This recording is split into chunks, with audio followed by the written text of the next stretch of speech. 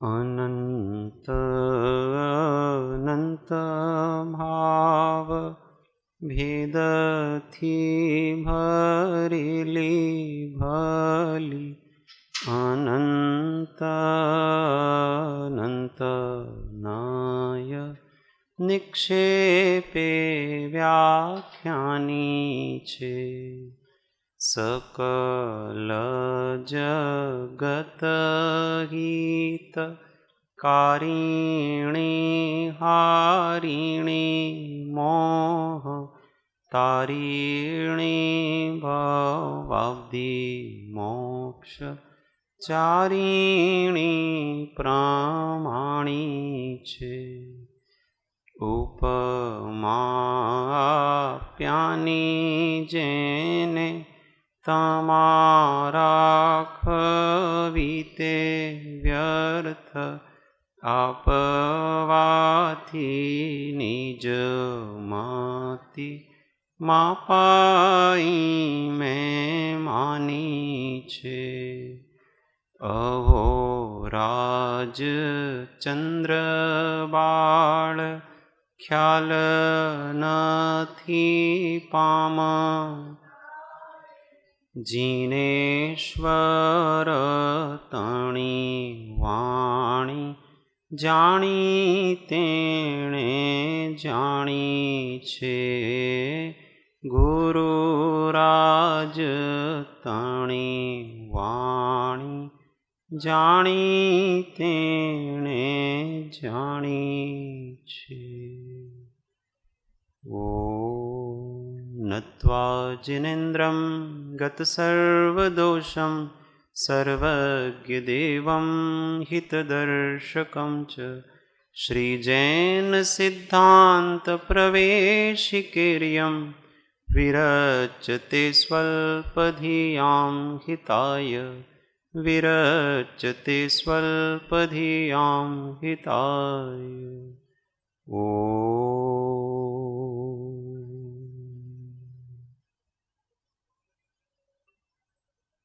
जय सच्चिदानंद।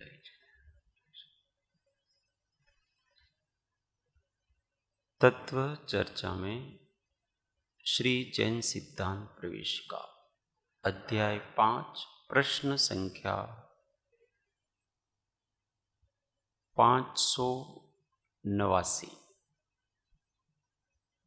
प्रत्यभिज्ञान किसको कहते हैं? बराबर गुजराती में જોઈ લેજો। 586 प्रत्यभिज्ञान किसको कहते हैं? उत्तर, स्मृति और प्रत्यक्ष के विषयभूत पदार्थों में जोड़ रूप ज्ञान को प्रत्यभिज्ञान कहते हैं। जैसे यह वही मनुष्य है जिसे कल देखा था, तो स्मृति और प्रत्यक्ष के विषयभूत पदार्थों में जोड़ रूप ज्ञान को प्रत्यभिज्ञान कहते हैं। पहले किसी को देखा था, अनुभव किया था किसी पदार्थ का, और वर्तमान में उसकी स्मृति आ रही है। तो पहले का अनुभव और वर्तमान की स्मृति अथवा वर्तमान में उसका ज्ञान, उन दोनों को जोड़ने पर जो एक नया ज्ञान पैदा होता है उसका नाम प्रत्यभिज्ञान कहलाता है। जैसे यह वही बंदर है जो कल मैंने देखा था, तो वर्तमान में वो बंदर है, मतलब उसका वर्तमान में उसको इंद्रियां अनुभव कर रही है, जान रही है, तो ये वर्तमान का अनुभव हो गया। और जिसको कल मैंने देखा था, तो उसी बंदर को कल भी देखा था। अब वर्तमान का अनुभव और कल की स्मृति, इन दोनों से एक नवीन ज्ञान की पर्याय पैदा हुई कि ये वही है। कल देखा था वही है, उसका नाम प्रत्यभिज्ञान कहलाता है। तो ये वास्तव में मति भी नहीं है, ये स्मृति भी नहीं है। मति और स्मृति इन दोनों के जोड़ रूप है, क्योंकि उसमें मति ज्ञान भी काम आ रहा है और स्मृति ज्ञान भी काम आ रहा है।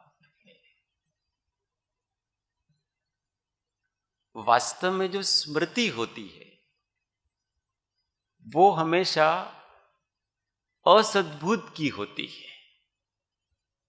मतलब जिसकी स्मृति थी वो तो चला गया, और जो वर्तमान में देखा जा रहा है वो तो सद्भुत है, मतलब उसकी सत्ता है।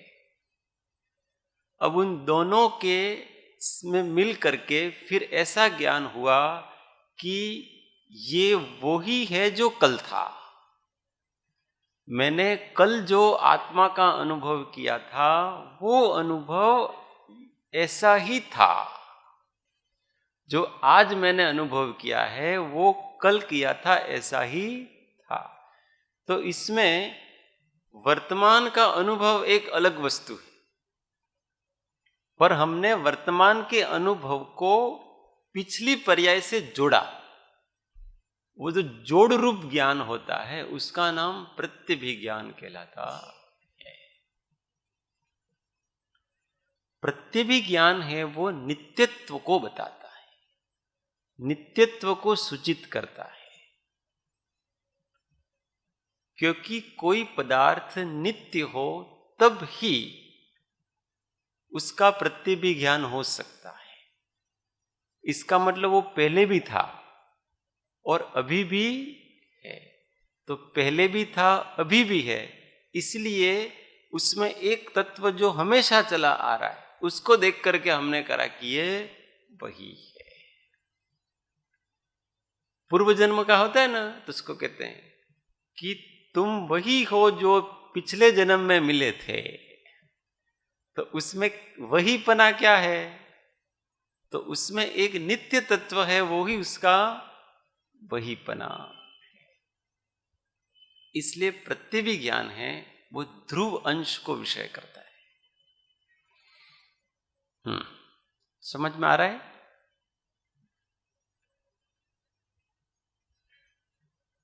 इसको आत्मा पे कैसे लगाने का है?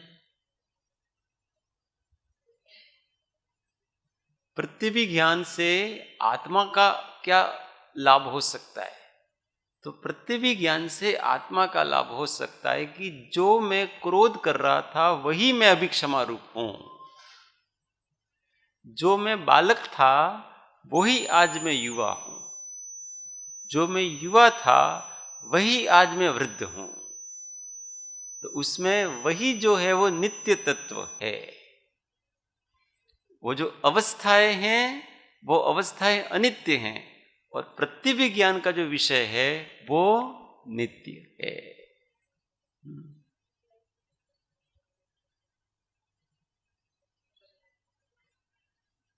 कुछ भी बोलना हो तो माइक पे। पूर्व की पर्याय भी ले सकते हैं ना? कैसे? मतलब जैसे पहले मैं त्रियंच था कि देव था कि क्या? हाँ, वो कुछ भी था। जो मैं पहले तिर्यंच था वही आज मैं मनुष्य हूं। तो उसमें वही तत्व, तिर्यंच का शरीर आदि तो अलग था, वर्तमान का शरीर आदि भी अलग है। तिर्यंच की चेष्टा भी अलग थी, वर्तमान की चेष्टा भी अलग है। तिर्यंच के भाव परिणाम भी अलग थे, मनुष्य के भाव परिणाम भी अलग है। इतना सारा अलग पना है, फिर भी उसमें एक पना है, जीव द्रव्य।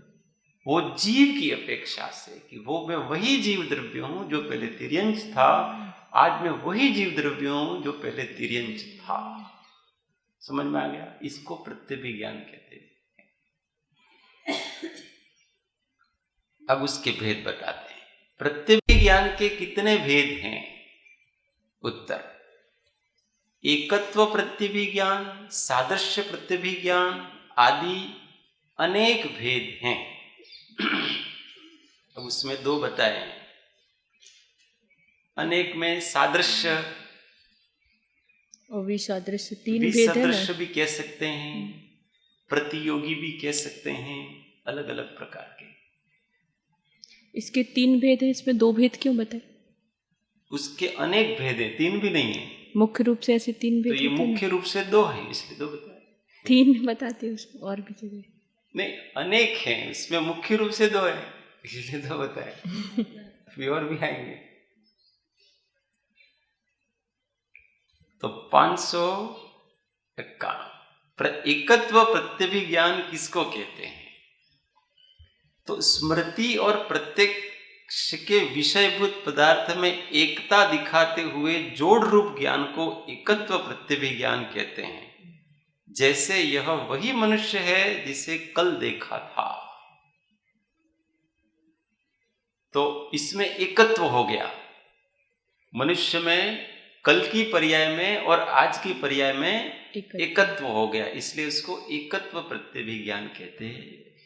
इसमें समझने में कोई दिक्कत नहीं। मैं वही आत्मा हूं जो कल था, तो ये एकत्व हो गया। 552 सादृश्य प्रत्यभिज्ञान किसको कहते हैं? स्मृति और प्रत्यक्ष के विषयभूत पदार्थों में सादृश्य दिखाते हुए जोड़ रूप ज्ञान को सादृश्य प्रत्यभिज्ञान कहते हैं। जैसे यह गवय सदृश है। गवय का मतलब होता है रोजड़ो आवे ना, रोजड़ो क्या है? रोजड़ो रोज अपने यहाँ खूब छे है। नीलगाय, नीलगाय એને રોજ કહેવાય છે, રણરોજ એવા આવે છે ને દેવચંદ્રજીના रेगिस्तानના રોજડા। तो स्मृति और प्रत्यक्ष के विषयभूत पदार्थों में सादृश्य दिखाते हुए जोड़ रूप ज्ञान को सादृश्य प्रत्यभिज्ञान कहते हैं। कि अब सादृश्य क्या दिखाया? कुछ लक्षणों से, कि भाई ये लड़का है वो वैसा ही दिखता है जैसा पहले 2 दिन पहले आया था। तो उन दोनों में है तो दो अलग पदार्थ हैं, परंतु उसमें सादृश्यता दिखाने वाला उसका नाम है सादृश्य प्रत्यभिज्ञान। अभी एकत्व में क्या था कि वहां एक ही पदार्थ की दो पर्यायों में एकत्व दिखाया जा रहा है। अब यहां पर भी एकत्व दिखाया जा रहा है, पर कैसे?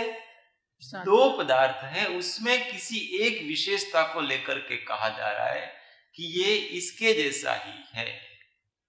क्योंकि गाय का जैसा रचना होती है, वैसी ही उस रोज की रचना भी, नील गाय की भी रचना होती थोड़ी बहुत, तो जितना मिलता है उतना। जैसे हंस है और एक अपने आता है ना बगुला। तो ये बगुला है, वो हंस के जैसा है। बगलो, ये बगलो हंस जेवो छे। तो इसमें क्या बताया? उसका भी सफेद कलर होता है, इसका भी सफेद कलर होता है, परंतु दो अलग अलग हैं। तो सादृश्य प्रत्यभिज्ञान दो अलग अलग पदार्थों में एकता स्थापित करने वाला, उसका नाम सादृश्य, किसी चिन्ह के द्वारा, किसी लक्षण के द्वारा। जैसे ये कुत्ता है वो मनुष्य के जैसा है। क्यों ऐसा कहा? कि मनुष्य के जैसी समझ इसमें, और ऐसा भी कहते हैं कि ये मनुष्य है वो गधे जैसा है। गधे जैसा है, क्योंकि गधे की और मनुष्य की सादृश्यता, कि गधे में जो लक्षण कितना भी पीटो कुछ फर्क पड़ता नहीं है, असर ही नहीं पड़ता है। ऐसा गधे के जैसा है, कुछ असर पड़ता नहीं है उसको। तो ये सादृश्य प्रत्यभिज्ञान कहलाता है। उसमें दोनों पदार्थों का ज्ञान होना चाहिए। देखने में, गुणों में वो तो गुणों की अपेक्षा कहा ना। तो किसी भी अपेक्षा कोई भी हो, वहां बाह्य आकार नहीं लेना, वहां कोई विशेषता। हाँ, तो सादृश्य का मतलब ऐसा होता है, सादृश्य का अर्थ यहाँ केवल भौतिक नहीं लेना का, गुण भी लेने के, कुछ भी प्रकार का ले लो सादृश्य। ये भाई है वो मुनि जैसा है। तो इसमें क्या, मुनि पने के जो लक्षण होते हैं, मौन रहता है, शांत रहता है, उसकी वाणी भी इस प्रकार की है, तो मुनियों जैसा लगता है, ये इसको सादृश्य कहते हैं। नहीं, यहां आकार का कोई पक्ष ही नहीं है किसी प्रकार का, यहाँ आकार प्रकार कोई लेना ही नहीं है। यहाँ करेंगे कुत्ता है वो मनुष्य जैसा है, अब वहां का आकार लेने जाओगे आप उस कुत्ते को? तो जैसे मनुष्य में समझ होती है वैसे उस कुत्ते में समझ है।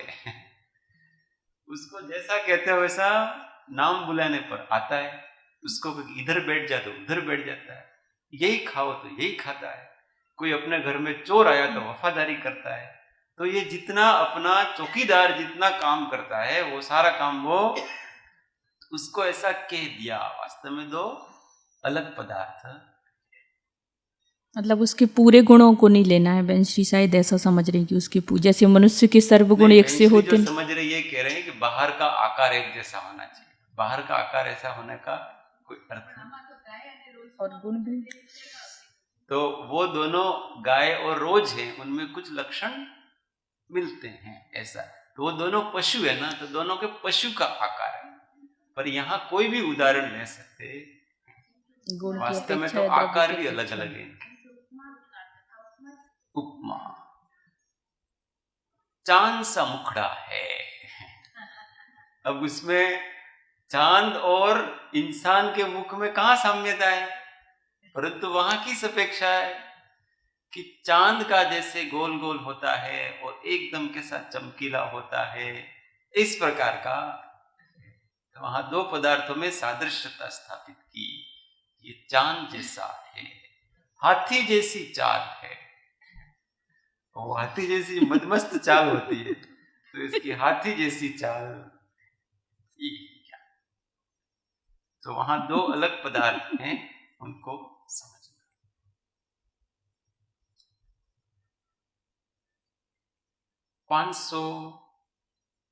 अब इस ज्ञान का क्या उपयोग है अपने सादृश्य प्रत्यय ज्ञान का? हम इन सब ज्ञानों का उपयोग करते हैं, दैनिक जीवन में भी उपयोग करते हैं, अपने साधना में भी उपयोग करते हैं, बस उनका नाम पता नहीं, इसलिए विषय अनजान लगता। हम जो भी पढ़ते हैं ना आगम में, वो सब हम जीते हैं, बस आगम में उसको शब्द रूप में अभिव्यक्त किया है, इसलिए अपने और हम शब्दों से परिचित नहीं, इसलिए हमको लगता है कि आ तो हमें क्यारे सांभळ्યું જ નથી, सांभळ्યું નથી એમને આખો દિવસ જીવીએ છીએ, सुनने की क्या बात है, दिन भर हम इस प्रकार से हम हमेशा स्मरण में जीते हैं, मति ज्ञान हमेशा करते, स्मरण ज्ञान हमेशा करते, सादृश्य ज्ञान हमेशा करते, वही सादृश्य ज्ञान भी हमेशा करते हैं। वही सादृश्य का मतलब दो पदार्थों को देख करके उसमें भिन्नता बताना, अलग अलग बताना, कि एक घोड़ा देखा है एक कुत्ता देखा है, तो यह जो कुत्ता है वो घोड़े से अलग है और यह जो घोड़ा है वो कुत्ते से अलग है।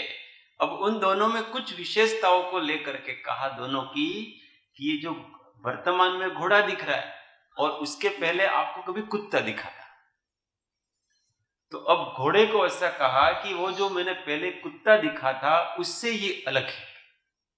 तो वही सादृश्य है कि उसमें विसदृश्यता दिखाई, असमानता दिखाई, दोनों समानता दिखाना उसको सादृश्य कहते, असमानता दिखाना उसको विसदृश्य कहते। ये दोनों अलग अलग हैं।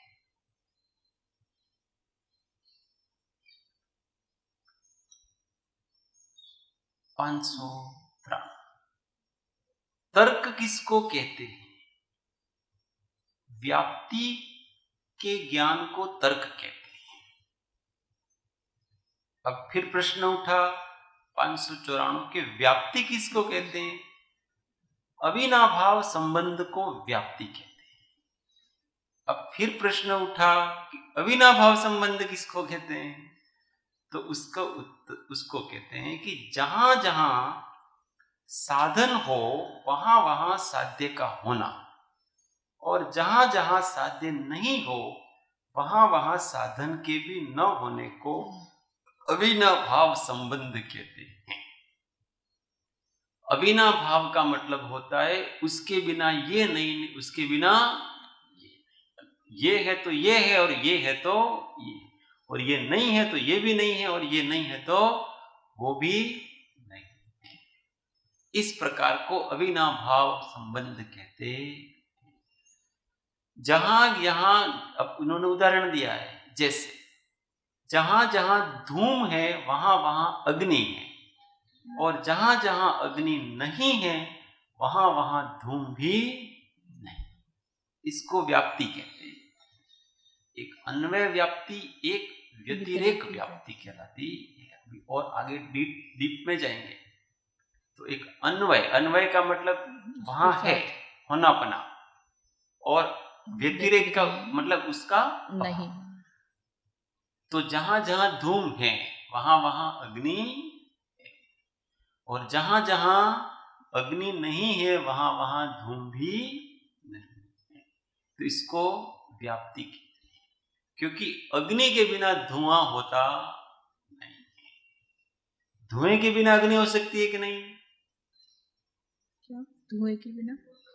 धुएं के बिना अग्नि हो सकती है कि नहीं? हो सकती है ना। तो धुएं के, अग्नि का धुएं के साथ व्याप्ति संबंध नहीं, पर धुएं का अग्नि के साथ व्याप्ति संबंध, कि जहां जहां धुआं है वहां वहां अग्नि तो होगी, अवश्य होगी, पर जहां जहां अग्नि है वहां वहां धुआं हो ऐसा जरूरी नहीं, इसकी कोई गारंटी, इसलिए उसके साथ उसका व्याप्ति संबंध नहीं। जहां जहां ज्ञान है वहां वहां आत्मा है, चेतना है, जीव है, और जहां जहां जीव है वहां वहां आत्मा है। इन दोनों का व्याप्ति संबंध है कि नहीं? जहां जहां यहां दोनों तरफ से व्याप्ति, जहां ज्ञान है वहां आत्मा है, अवश्य होगा, और जहां आत्मा है वहां ज्ञान अवश्य होगा। इसको समव्याप्ति कहते हैं, जो दोनों तरफ से होती है, और जो एक तरफ से होती है उसको विषम व्याप्ति कहते हैं। जैसे जहां जहां मुनिपना है वहां वहां महाव्रत होगा, और जहां जहां महाव्रत है वहां वहां मुनिपना होगा। इन दोनों में कौन सी व्याप्ति है? अब पहला देखो कि जहां जहां मुनिपना है वहां वहां महाव्रत होंगे, ये अविनाभाव संबंध है उसका। मुनिपना के साथ महाव्रतों की व्याप्ति है, होंगी। और ऐसा कहा कि जहां जहां महाव्रत है वहां वहां मुनिपना है, तो इसमें व्याप्ति है कि नहीं है? इसमें व्याप्ति नहीं है। क्यों? हाँ, जहां महाव्रत हो वहां मुनिपना हो ही, ऐसा कोई गारंटी नहीं है, पर जहां मुनिपना होगा वहां पर महाव्रत होंगी ही, गारंटी। मुनिपना का मतलब होता है छठे सातवें गुणस्थान वृत्ति जो अभ्यंतर उसके परिणाम है, उसका नाम मुनिपना कहलाता है। तो द्रव्य से तो हो गई, सही भाव से भले ना हो, लेकिन मुनिपने का अर्थ ही भाव है। मुनिपना, जो पना लगा है ना, उस पने का अर्थ ही भाव है। वहां भावलिंग से ही लेना। तो जहां जहां भावलिंग है वहां वहां द्रव्यलिंग होगा। तो ये तो व्याप्ति है। पर जहां जहां द्रव्यलिंग है वहां वहां भावलिंग होगा अथवा नहीं भी होगा, इसकी कोई व्याप्ति नहीं। विषम व्याप्ति ऐसा है, इसको विषम व्याप्ति भी कहते हैं कि उसके साथ कोई व्याप्ति का संबंध नहीं है, उसका कोई गारंटी नहीं। मतलब हो भी सकता है, नहीं भी हो सकता है, इसलिए विषम कहा है। विषम का मतलब ऐसा है कि ये जो पहले वाला उदाहरण दिया ना कि जहां जहां अग्नि है वहां वहां धुआं है, उसके साथ विषम व्याप्ति है। क्यों? क्योंकि वहां धुआं हो भी सकता और नहीं हो सकता। उसी प्रकार से जहां जहां द्रव्यलिंग है वहां वहां उसके साथ मुनिपने की अर्थात भावलिंग की विषम व्याप्ति है कि हो भी सकता है और नहीं भी हो सकता, दोनों है। और जहां नहीं ही होगा उधर व्यतिरेकी होगा। नहीं ही होगा मतलब तो वो व्यतिरेकी होगा ना, व्यतिरेक व्याप्ति कि जहां पर यहां धुआं नहीं है इसलिए अग्नि भी नहीं, इसको व्यतिरेक व्याप्ति कहते हैं। व्यतिरेक का मतलब अभाव स्वरूप व्याप्ति, और एक सद्भाव स्वरूप व्याप्ति उसको अन्वय व्याप्ति कहते हैं कि जहां जहां धुआं है वहां वहां अग्नि है, तो वहां सद्भाव की अपेक्षा से व्याप्ति है और वहां अभाव की अपेक्षा से व्याप्ति है। जहां सद्भाव की अपेक्षा से होती है वहां उन दोनों में समानता होती है, तो उसको अन्वय कहते हैं। और व्यतिरेक में उसके अभाव है तो उसको व्यतिरेक कहते हैं। समझમાં આવે છે, નવા नवा शब्दों છે પણ समझમાં આવી जैसे अभी न्याय पढ़ेंगे तो न्याय में भाई ऐसे शब्द आएंगे, अन्वय, व्यतिरेक, व्याप्ति, ये सब। अन्वय का मतलब होता है जो एक साथ चलता है, जिसका अभाव नहीं होता है वो हमेशा साथ साथ चलता है। अन्वय शब्द हमेशा किसी को भी नित्य बताना है उसके लिए आता है, जो बदलता नहीं है उसको बताना है तो आती है। तो भाई जहां जहां धुआं होगा जहां जहां वहां वहां अग्नि होगी ही होगी। अग्नि का उसके साथ नित्य संबंध है धुएं के साथ, तो वो अन्वय दृष्टांत है कि जहां जहां ज्ञान है वहां वहां आत्मा है। उस आत्मा और ज्ञान का अन्वय संबंध है, आत्मा ज्ञान के साथ रहेगा ही रहेगा। उस प्रकार से अनुमान ज्ञान और ये क्या बोलते हैं तर्क ज्ञान, इनमें क्या अंतर होता है? अनुमान ज्ञान और तर्क ज्ञान में क्या अंतर है वो भी आगे आएगा। अनुमान ज्ञान है वो साधन से साध्य का ज्ञान करना है, लक्षण से लक्ष्य का ज्ञान करता है। और ये जो वाला ज्ञान है संबंध बता, उसमें एक दूसरे में व्यापक संबंध बताता है कि जहां धुआं है वहां अग्नि है। यह अनुमान ज्ञान है क्योंकि आपने लक्षण को देख करके लक्ष्य को पहचाना, तो उसमें लक्षण का ज्ञान है वो प्रत्यक्ष है और जो लक्ष्य है वो परोक्ष है। पर यहां दोनों परोक्ष हैं, इसके होने से ये है और इसके नहीं होने से ये नहीं है, तो यहां एक भी प्रत्यक्ष नहीं है। तर्क ज्ञान में पदार्थ एक भी न लक्षण प्रत्यक्ष है न लक्ष्य प्रत्यक्ष है। दोनों में अनुमान लगा, दोनों में अपने ने व्याप्ति तर्क लगा करके कहा है मन से। और इसमें अनुमान ज्ञान में लक्षण प्रत्यक्ष होता है और लक्ष्य है वो परोक्ष होता है। उस लक्षण को देख करके कि किसी पर्वत पर से धुआं उठ रहा है तो हमने ज्ञान कर लिया कि वहां अवश्य ही अग्नि होगी। ये कौन सा ज्ञान हो गया? अनुमान। तो धुएं को हमने देखा धुएं को देखा इसलिए हमने कहा कि वहां अग्नि है। होगी। तो लक्षण को देख करके इसके अंदर अभी थोड़ी संवेदना है, इसका मतलब अभी ये जीवित है। तो लक्षण को देख करके और ये अब जीव फिर व्याप्ति ज्ञान कैसे होगा कि जैसे पर्वत से धुआं उठ रहा है इसलिए उस पर्वत पे अग्नि है, ऐसे अग्नि का निश्चय किया। अब फिर उसमें व्याप्ति संबंध ऐसे लगाया कि जहां जहां धुआं उठ रहा होता है वहां वहां अग्नि अवश्य होती है। ये व्याप्ति ज्ञान हो गया। समझ में आ रहा है?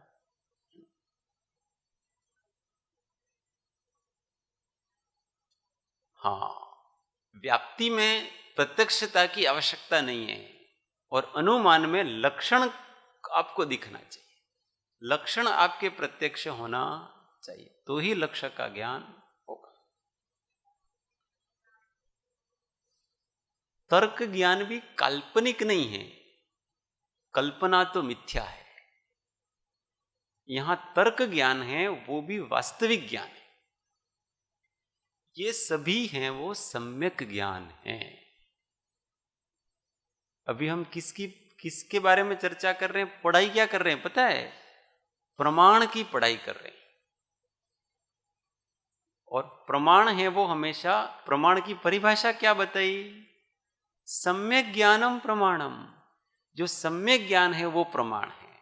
उस सम्यक ज्ञान के फिर भेद बताए, प्रत्यक्ष और परोक्ष। उसमें परोक्ष के दो भेद बताए, एक मति ज्ञान और एक श्रुति ज्ञान।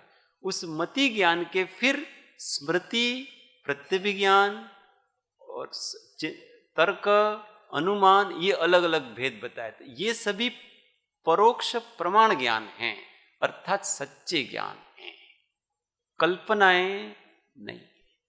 मिथ्या दृष्टि करता है तो वो कल्पना है, सम्यक दृष्टि करता है तो वो कल्पना नहीं।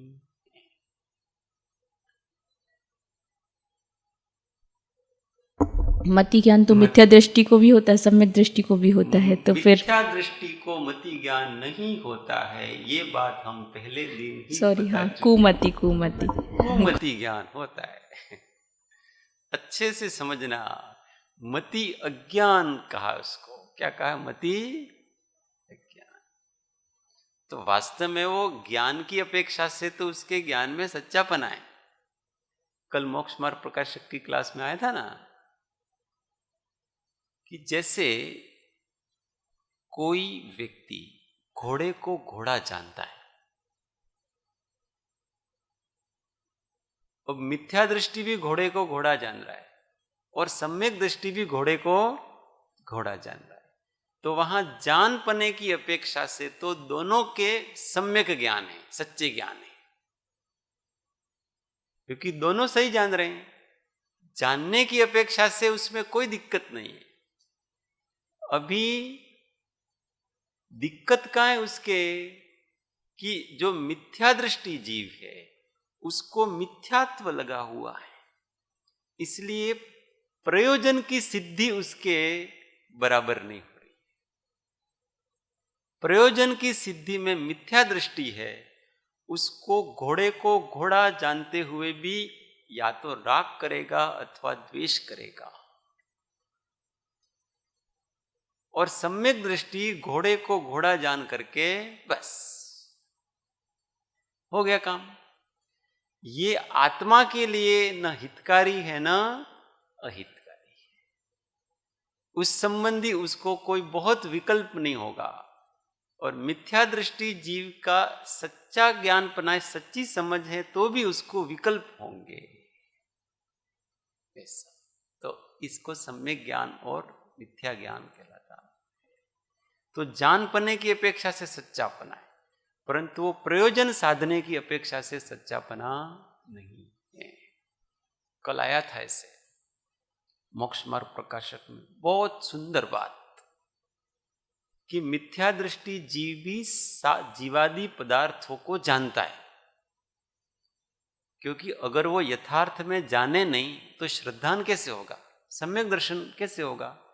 तो सबसे पहले तो जीवादि पदार्थ जैसे हैं वैसे लक्षण सहित उसका निर्णय करता है बराबर।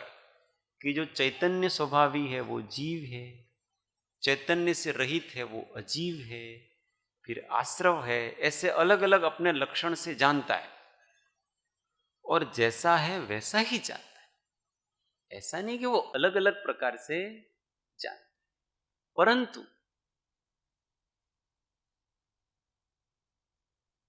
अभी वो जानते हुए भी मिथ्या दृष्टि है, जानता है तब भी मानता नहीं है ये ऐसा ही है।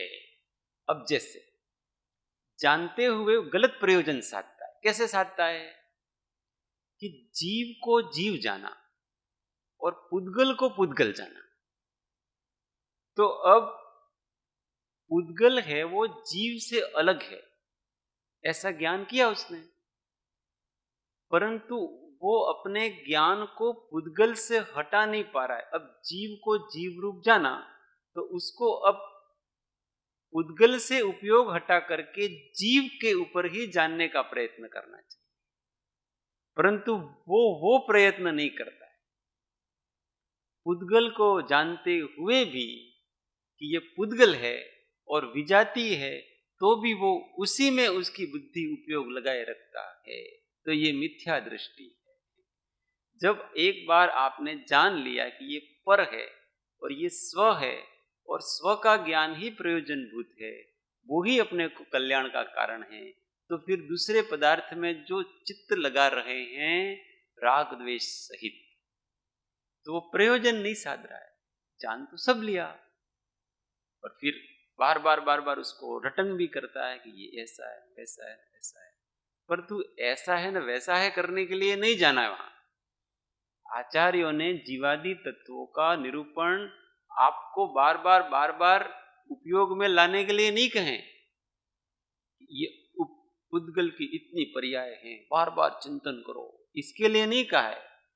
इन सब पर्यायों से आपका उपयोग हटाने के लिए कहा है कि इस जगत में पुद्गल हैं वो शब्द, बंध, सूक्ष्म, स्थूल, संस्थान, भेद, तम, छाया, आतप, उद्योत, इन 10 भेदों सहित पुद्गल पाया जाता है।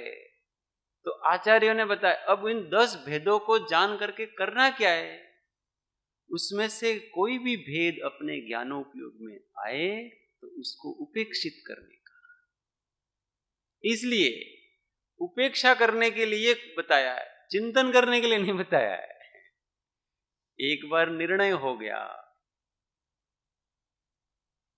वही निर्णय करना है पुद्गल का कि ये पुद्गल है, तो अब अपने उपयोग को वहां से हटा लेने का, इसलिए उसका बताया है। क्योंकि कभी कभी हमको ज्ञान नहीं होता है तो हमारा उपयोग वहां लगा रहता है। जैसे मंद कषाय रूप, अनुराग रूप किसी के परिणाम, किसी को किसी के प्रति राग होता है और उसका जब वो चिंतन करता है उसको आनंद आता है ना, अपने को मजा आता है स्मरण करने में। अब वो जो पर वस्तु के चिंतन से आनंद आ रहा है वो कौन सा भाव है? अब 7 तत्वों में ढूंढो, 7 तत्वों में कौन सा भाव है वो, कि जीव है कि अजीव है कि आश्रव है कि बंध है कि संवर है कि निर्जरा है, कौन सा भाव है वो? आश्रव भाव। तो वो आश्रव भाव को जब तक आश्रव नहीं जानेगा तो क्या करेगा, वो मजा लेता रहेगा, अच्छा लग रहा है उसको, तो उसमें आनंद आता रहेगा। तो मिथ्या दृष्टि जीव ऐसा है, अंदर मजे ले रहा है सबके। तो वो आश्रव भाव का ज्ञान क्यों कराया, कि बार बार आश्रव करने के लिए थोड़ी कराया। अब आप आश्रव भाव को बराबर जान लोगे, तर्क के द्वारा, अनुमान के द्वारा, अनुभव के द्वारा जान लोगे, तो अब जहां जहां भी आश्रव भाव हो वहां से आप अपनी वृत्ति को हटाएं, इसके लिए बताया। अब मिथ्या दृष्टि जीव जान तो बराबर लेता है कि ये ही आश्रव है, आश्रव के भेद प्रभेद भी बराबर कर लेगा। ज्ञान में कहीं पर भी संशय नहीं है, विमोह नहीं है, विभ्रम नहीं, ज्ञान में कहीं कुछ गड़बड़ नहीं है। परंतु उस ज्ञान का जो फल आने वाला है वो फल मिथ्या दृष्टि नहीं। जान के करना क्या?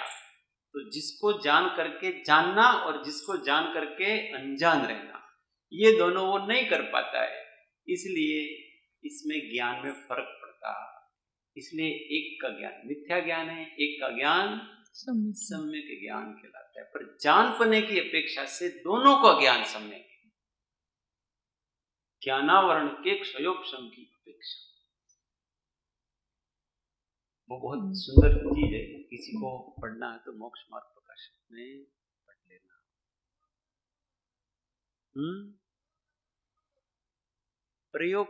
प्रयोजन साधने में भी प्रयोजन साधना पड़ता है वहां पर वो।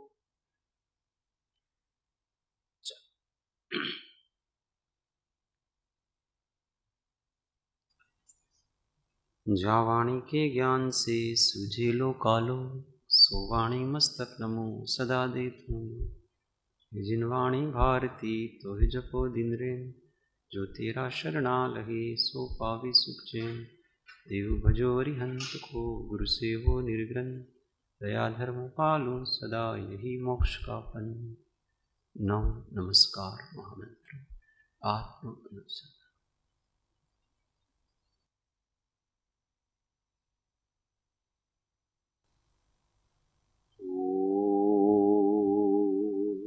शांति शांति शांति। जय